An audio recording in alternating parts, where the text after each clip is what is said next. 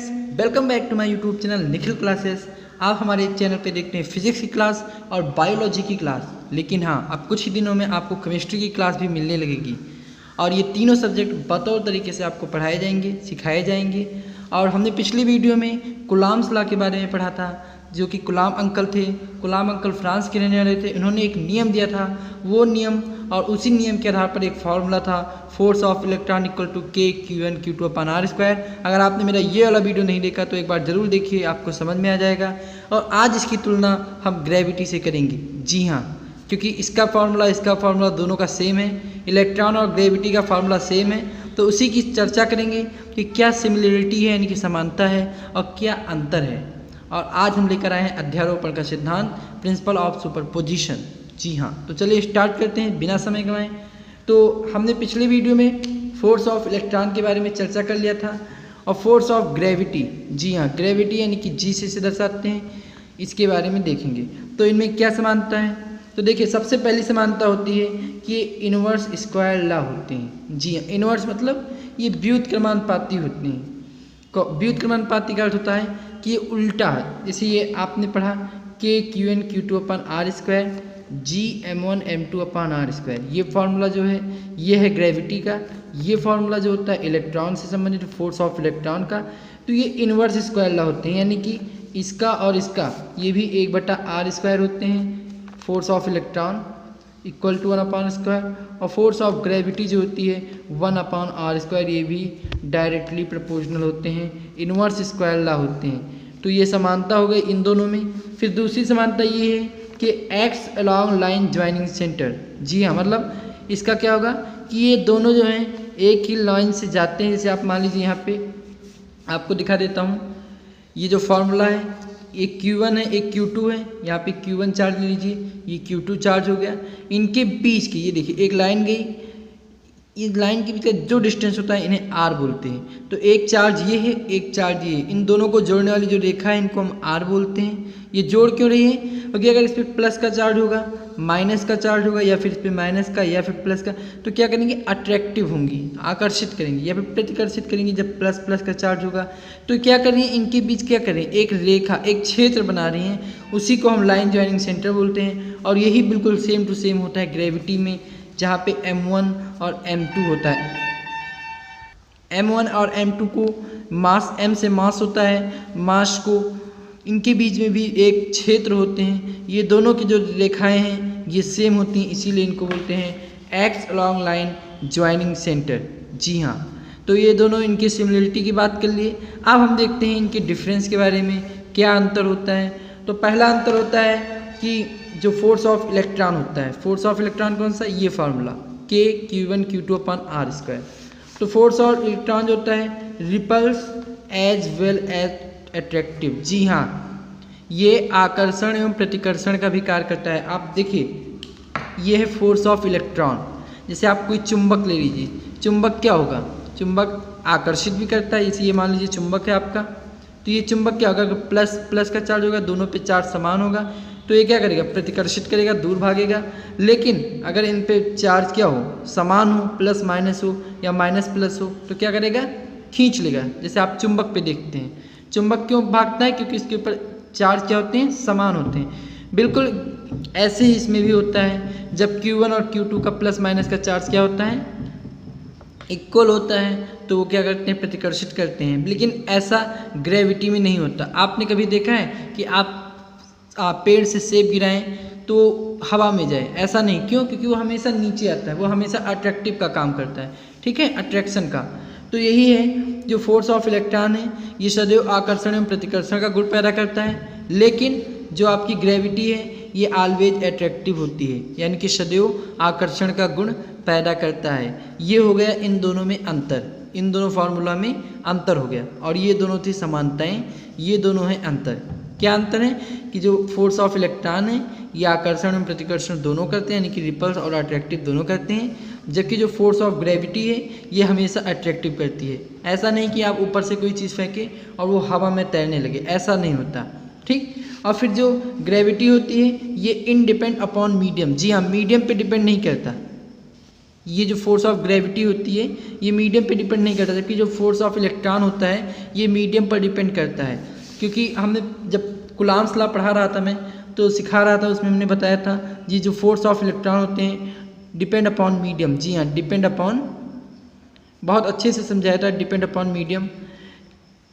ये मीडियम पे डिपेंड करता है क्योंकि फ्री स्पेस यहाँ लिख देते हैं, फ्री स्पेस, वैक्यूम यानी कि जहाँ पे हवा ना पाई जाए, निर्वात हो जहाँ पे, यहाँ लिख देता हूँ निर्वात, और एयर, इन सब के लिए मान अलग होता है। किसका मान? ये जो के का मान है, देखिए ये जो के का मान है इसका मान अलग होता है। के का मान जो होता है 9 × 10⁹ न्यूटन मीटर स्क्वायर पर सेकेंड स्क्वायर, ये होता है।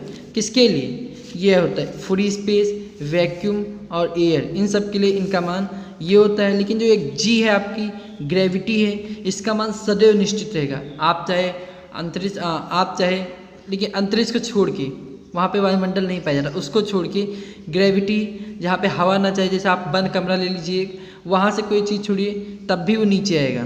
ठीक है, ये माध्यम पे डिपेंड नहीं करता, जबकि ये क्या करता है, फोर्स ऑफ इलेक्ट्रॉन डिपेंड होता है।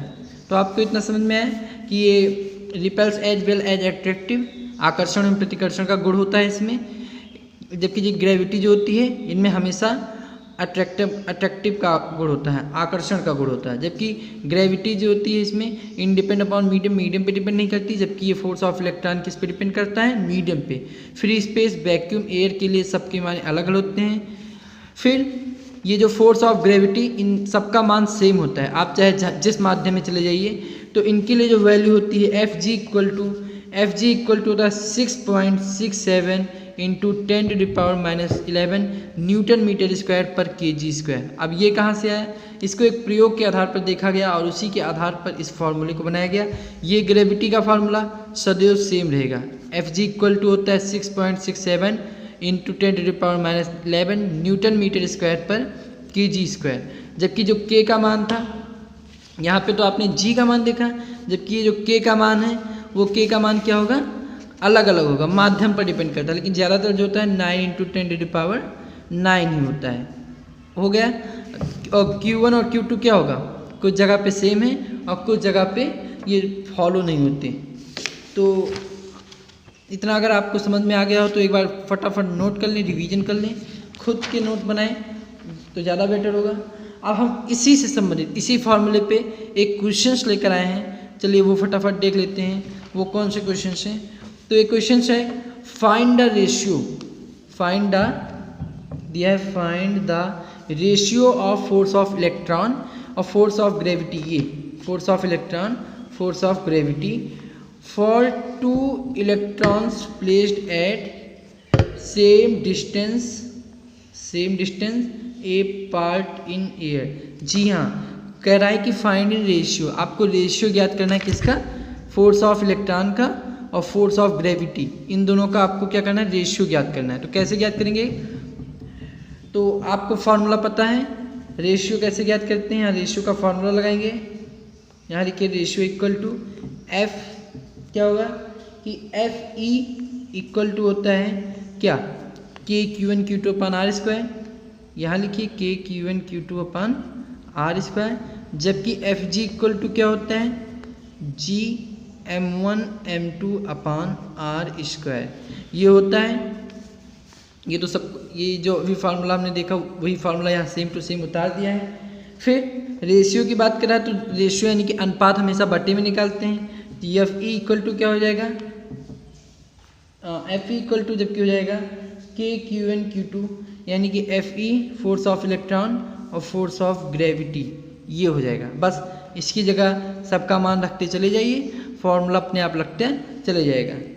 एफ ई की जगह रख दीजिए के Q1 Q2 और फिर जो एफ जी है ये जी, इसकी जगह जी M1 M2 ये रख दिए।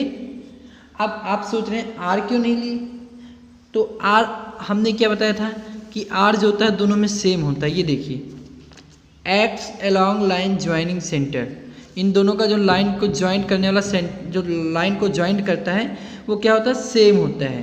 Act along line joining centre, इन दोनों का लाइन क्या होता है, सेम होता है। इसी वजह से आर क्या होगा, सेम होगा। जबकि यहाँ पे जो k है इसका भी मान अलग होता है, g का मान भी अलग होता है, और q क्या करता है, अट्रैक्टिव भी कर सकता है और रिपल्स भी कर सकता है, लेकिन M1 M2 क्या करता है, हमेशा अट्रैक्टिव करता है, आकर्षण पैदा करता है, ठीक है। और R जो क्या है, R वो हमेशा सेम रहेगा, इसीलिए हमने R नहीं लिया। इसका हम रेशियो निकालेंगे FE/FG, K Q1 Q2 अपान G M1 M2। तो देखिए आगे क्या लिखेंगे, K/G ऐसे लिख लीजिए, Q1 Q2 को हम Q स्क्वायर लिख सकते हैं और M1 M2 को M स्क्वायर लिख सकते हैं, इतना सही है। अब आगे देखिए K का मान, अब सबका मान रखते चले जाइए, हल हो जाएगा। अब पूरा यहाँ मैथमेटिक्स लगेगा। अगर आपने क्लास 11th में हल्का फुल्का पढ़ा होगा इन सब की वैल्यू तो बहुत अच्छी बात है, वरना हम इसका अलग वीडियो दे देंगे, आप वहाँ पे इन सब की वैल्यू तैयार कर लीजिएगा। तो K की जो वैल्यू होती है अभी बताया हमने 9 × 10⁹ होता है, और G की जो वैल्यू होती है वो होता है 6.67 × 10⁻11। ओके, फिर ये K हो गया, G हो गया। और अब देखते हैं Q1 Q2। देखिए Q आप लोगों ने तो पढ़ा होगा हाई स्कूल से ही, Q की वैल्यू जो होती है 1.6 × 10⁻19 होता है, स्क्वायर लगा दीजिए। और M की जो वैल्यू होती है वो होती है 9.1 × 10⁻9 स्क्वायर, ये ठीक है। ये जो M है यानी कि ग्रेविटी ऑफ मास, यहाँ लिख देते हैं ग्रेविटी ऑफ मास। ओके, 9.1 × 10⁻9। इतना आपको समझ में है। Gravity of mass equal to क्या होता है, 9.1 × 10⁻9। यहाँ इसलिए क्यों रखा, क्योंकि यहाँ पे हमें G दिया है तो हमने G के लिए रखा। यहाँ पे Q दिया था तो Q यानी कि आवेश होता है, आवेश के लिए ये वैल्यू होती है 1.6 × 10⁻19। आप जब इसको हल करेंगे तो इसका आंसर आ जाएगा। ओके, अप्रॉक्सीमेटली जहाँ तक मान के चलिए 10⁻42 के आसपास आएगा, 10⁻42 अप्रॉक्सीमेटली। आप एक बार चेक कर लीजिएगा। हम यहाँ पे सवाल हल करने का तरीका बता दिए हैं, आप उसी मेथड से इसको लगा लीजिएगा, ठीक है। फाइंड द रेशियो क्या रहता है, हमने इसको इतना अपन इतना किया, FE/FG फार्मूला रखा, K Q1 Q2 अपान R²। R का मान क्यों नहीं लिया, क्योंकि दोनों सेम ही थे तो छोड़ दिया। G M1 M2 लिखा, इन दोनों में Q1 Q2 कॉमन ले लिया, Q स्क्वायर हो गया, M1 M2 को M स्क्वायर लिख लिया। सबका फार्मूला में मान रखता चला गया, K का मान, G का मान, Q M का मान रख दिया। और जब इसको आप हल कर लेंगे तो अप्रॉक्सीमेटली 10⁻42 के करीब आंसर आएगा। ओके, तो अब आगे देखते हैं। अगर आपको इतना समझ में आ गया हो तो नोट्स कर लें या फिर खुद से प्रैक्टिस करें, ज़्यादा बेटर होगा। अब आगे देखते हैं अध्यारोपण का सिद्धांत। जी हाँ, principle of superposition. Principle of superposition क्या होता है, अध्यारोपण का सिद्धांत। ये इंटर के लिए इंटर में फार्मूला ये अक्सर पूछा जाता है, क्या होता है अध्यारोपण का सिद्धांत। तो देखिए आप जैसे यहाँ पे ले लीजिए कोई दो चार्ज Q1 और Q2, ठीक है।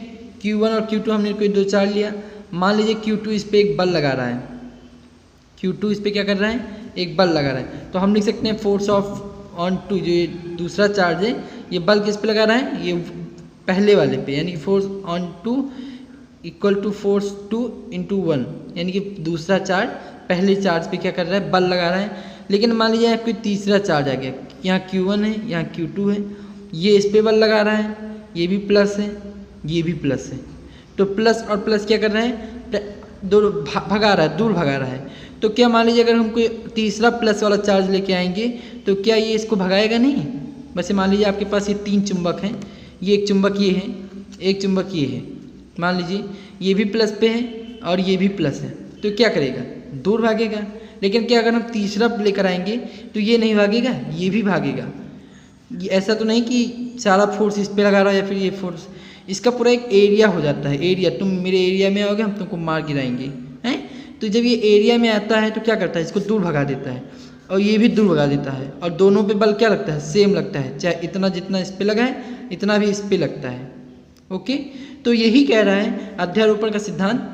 ये कह रहा है कि इन अ सिस्टम, जी हाँ, in a system of n charge the total in a system, कोई सिस्टम में आपका n चार्ज आता है, यानी कि जिसकी कोई गिनती ना हो। आप यहाँ पे एक चार्ज, हमने एक चुंबक लिया प्लस वाला, दूसरा चुंबक भी लिया प्लस वाला, तीसरा चुंबक भी ले लिया प्लस वाला, और चौथा भी चुंबक प्लस का ले लिया, तो सब पे बराबर का फोर्स लगेगा, इस पे भी, इस पे भी, इस पे भी।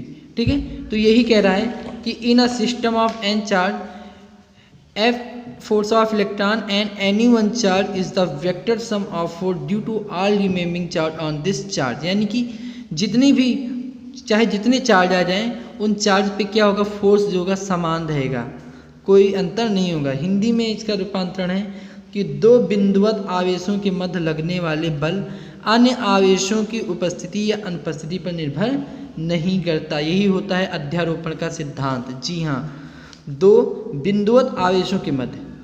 अब बिंदुवत आपने क्यों कहा, क्योंकि हमने शुरू से पढ़ते आ रहे हैं, हमने कूलॉम लॉ के बारे में जब पढ़ा तो हमने कहा कि हम बिंदु से जितने भी आवेश लेंगे वो बिंदु आवेश होंगे, यानी कि छोटे आवेश होंगे। तो दो बिंदु आवेशों के मध्य लगने वाला बल अन्य आवेशों की उपस्थिति या अनुपस्थिति पर निर्भर नहीं करता। आप ये सोच दीजिए कि Q3 अगर हट जाए यहाँ से, तो Q2 वाला जो चार्ज है Q1 पे बहुत ज़्यादा लगेगा। ऐसा नहीं है, अगर Q3 भी आ जाए तो इस पे भी वही फोर्स लगेगा जो इस पे लग रहा है, और इस पर भी वही फोर्स लगेगा जो इस पे लग रहा है, दोनों का फोर्स सेम रहेगा। यानी कि किसी चार्ज के, किसी आवेश के मध्य जो बल लगता है, अगर कोई तीसरा बल आ जाए या फिर ना आए, तो उससे पहले वाले चार्ज पे कोई फर्क नहीं पड़ता, कोई इफेक्ट नहीं पड़ता। दो बिंदु आवेशों के मध्य लगने वाला बल अन्य आवेशों की उपस्थिति या अनुपस्थिति पर निर्भर नहीं करता। यही होता है अध्यारोपण का सिद्धांत।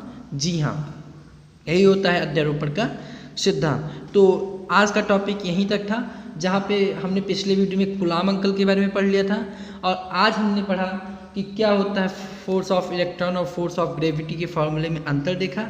फिर हमने अध्यारोपण का सिद्धांत देखा, उनसे संबंधित क्वेश्चंस लेकर आए। तो आई होप आपको ये क्वेश्चन अच्छे से समझ में आ गया होगा, और इसकी वैल्यू अगर आपको नहीं पता है तो हम फिर से इसकी वैल्यू दे देंगे, आप वहाँ पे जाके देख लीजिएगा। ओके, तो आज का वीडियो यहीं तक था। आई होप आपको ये वीडियो पसंद आई होगी। अगर आपको ये वीडियो पसंद आया है तो चैनल को लाइक, कमेंट और सब्सक्राइब जरूर करें। और साथ ही साथ एक बात और बताते जा रहा हूँ कि आप अपना नोट्स खुद से बनाएं, जितना ज़्यादा बढ़िया बनाएंगे वो खुद से बेटर रहेगा, क्योंकि वो बहुत ही जल्दी आपको याद होगा। तो थैंक यू, मिलते हैं अगले नेक्स्ट वीडियो में, तब तक के लिए नमस्कार। जय हिंद, जय भारत।